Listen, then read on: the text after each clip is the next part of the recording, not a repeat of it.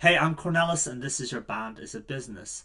Here's a review slash reflection on the movie A Complete Unknown from the perspective of an artist and songwriter, which I think will be a bit different from what you've seen from movie reviewers of this film.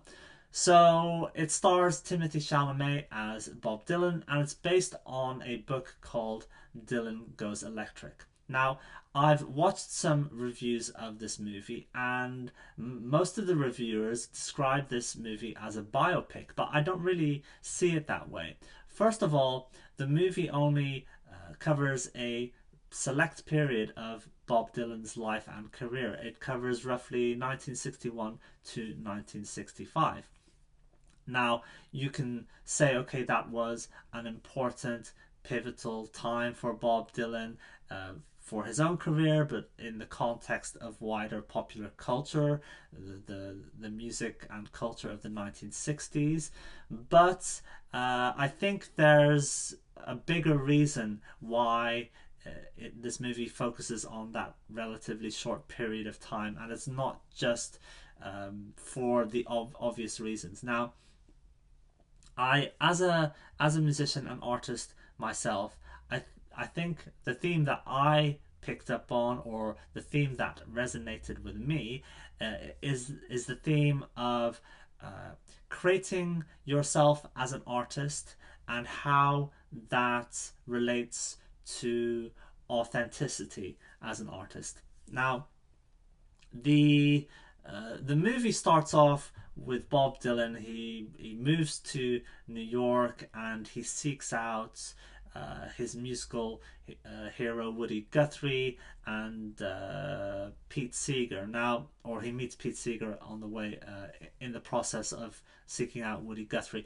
But anyway, this kind of these opening scenes, they are fictional, right? They didn't really happen, and this is something that happens throughout the movie. Now, on the one hand, you could say, well, movies always have to change what happened in real life in order to fit it all into a 2 hour film, right? So people get compressed, characters get compressed.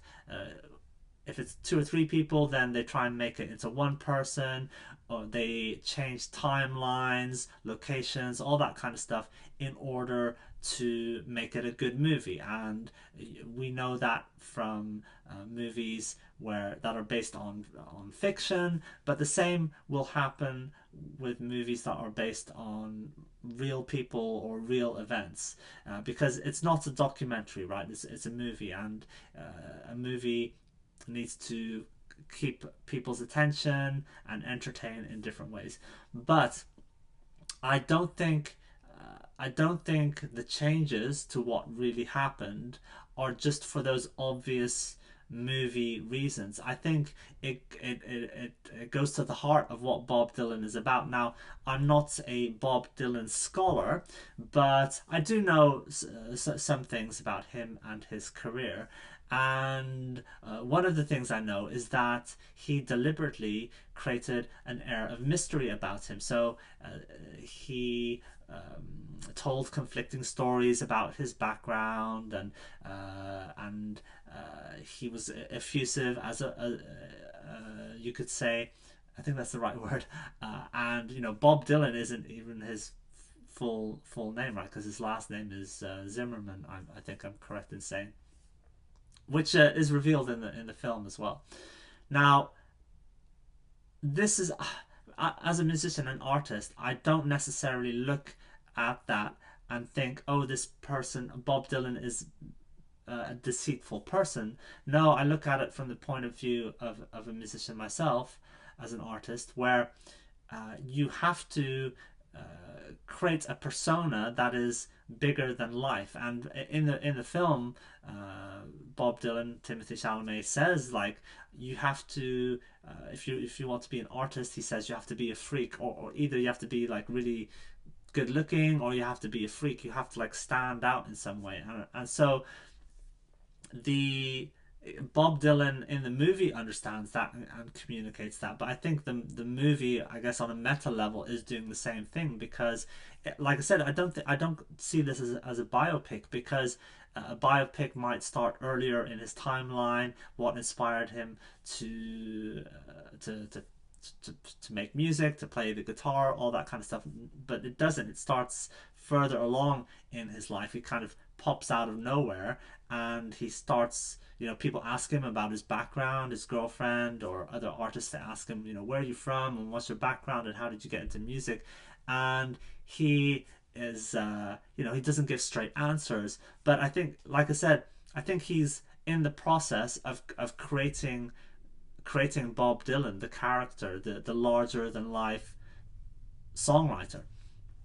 And so the movie is doing the same thing. It's creating the story of Bob Dylan, which is based on some real things that happened, but it's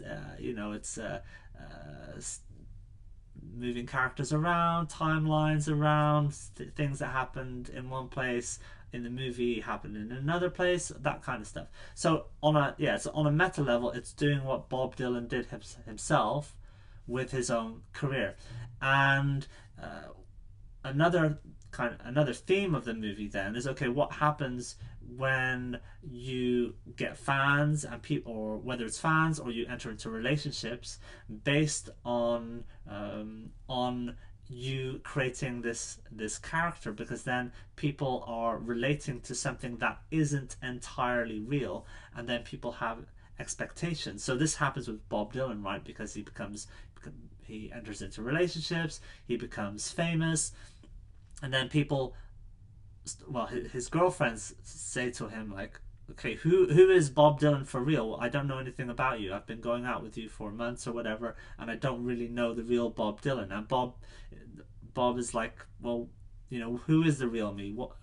And he has the same relationship with his audience, with his fans, who build up this idea of what Bob Dylan is in their minds, and then Bob Dylan feels trapped in that, and he has that same relationship with the folk scene. So in New York at the time, in the early 60s, there was a folk scene where Bob Dylan enters into, so he gets a chance to perform at open mics and small gigs, and then he works his way up to this Newport Folk Festival, and the people that run the festival have all these expectations in their head of what a folk artist is and what a folk artist should be, and they have built up Bob Dylan to be this savior of folk music, and that he's going to bring folk music to a new, younger audience. And then Bob Dylan feels trapped, and he's created this character, and now there are these expectations put upon him that feel constricting, and he wants to break free from that.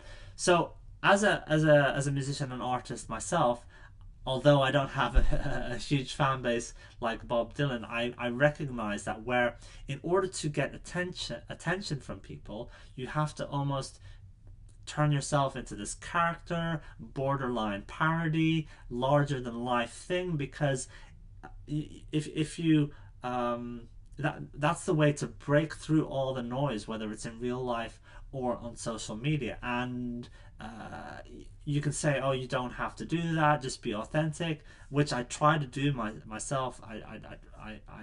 My ambition is to be as authentic as possible. But then when you see the difference in the attention you get, whether that's online or in real life, depending on how you present yourself, you just think, well, why would I not present myself in a more concise,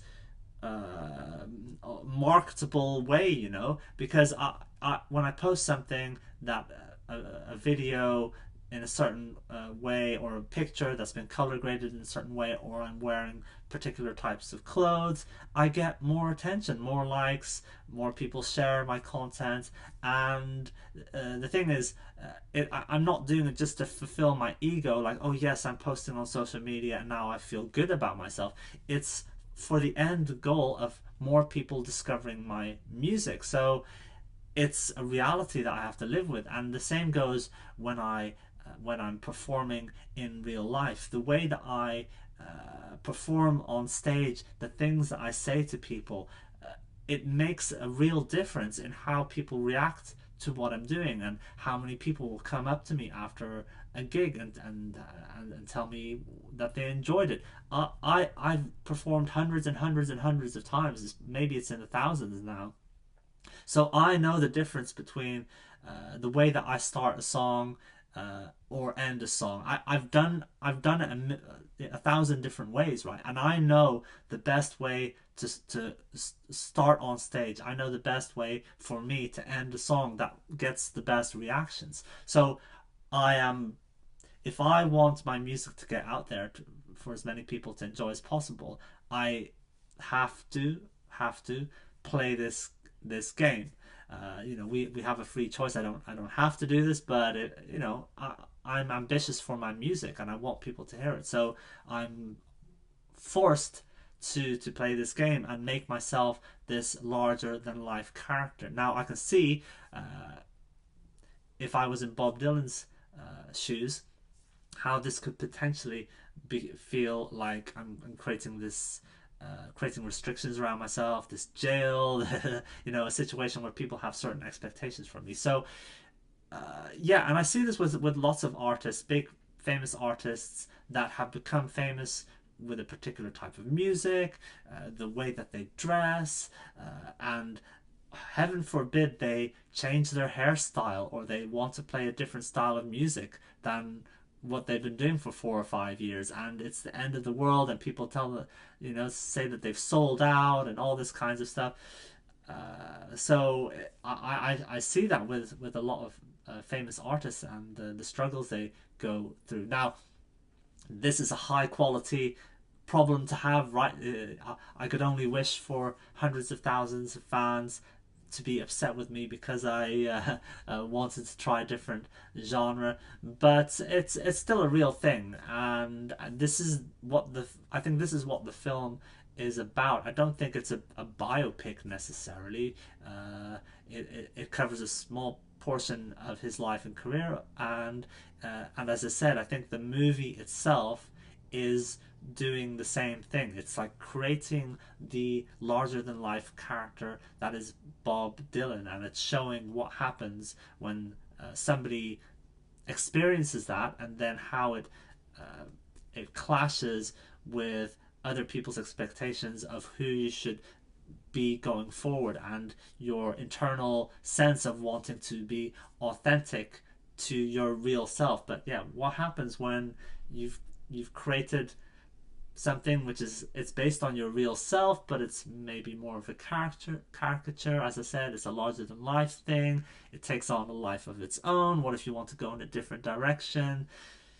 There's all kinds of clashes going on. There's a stress going on, and I think especially now in the age of social media, I think these kinds of situations are much more intense, and I think they are also experienced by people that are not musicians and not artists, because when we are engaging in social media, it's really, really hard to be 100% authentic. We are always, to an extent, curating ourselves. We only share things that we want to share, right? We might not share the times that are boring, or something bad happens, or we are sad. So we are curating ourselves in that way, or we are curating the aesthetics, right? Certain filters, certain colors, that kind of stuff. And even if we are being really open and honest and authentic and sharing the ups and downs, at the end of the day, we are not live streaming our entire life 24/7, right? So there's always an element of curation going on. And this is for artists, and this is for regular people as well. So yeah, we are in this situation where we want to be authentic. Most people want to be authentic and honest, but then we are curating something about that we put out on social media. So to an extent, we are living this tension as well between the curated self and the real authentic self.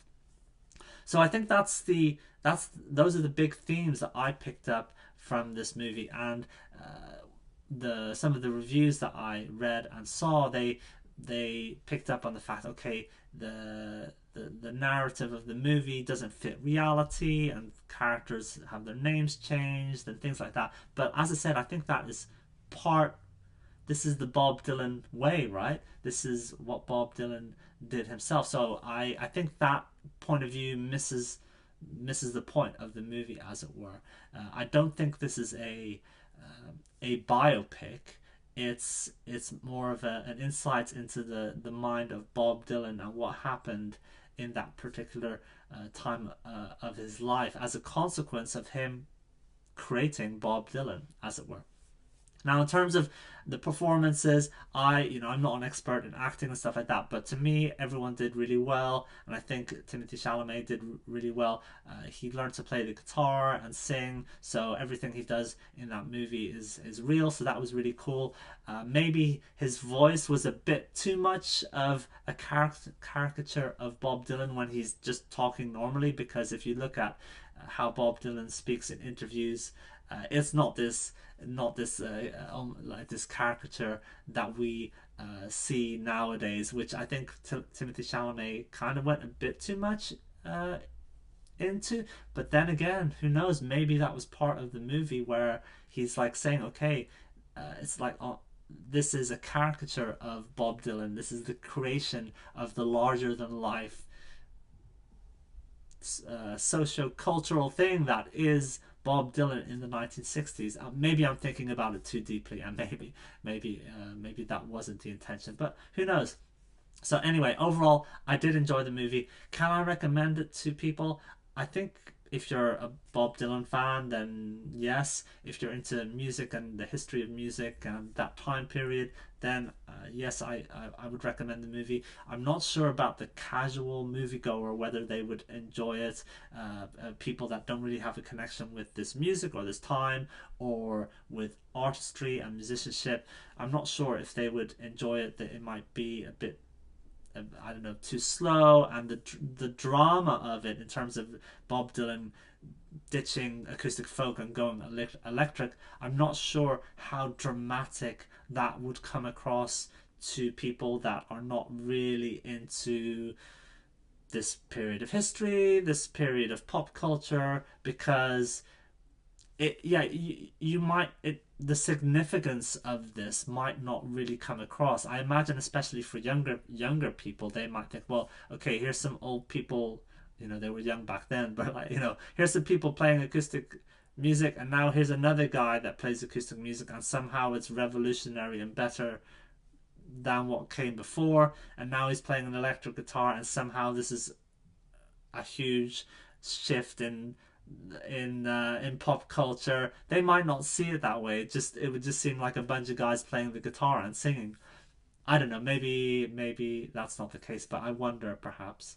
So anyway, yeah. What do you think of this movie? Have you seen it? Let me know in the comments, and especially if you are a musician or artist, that would be very interesting. Okay, I'll speak to you guys next time.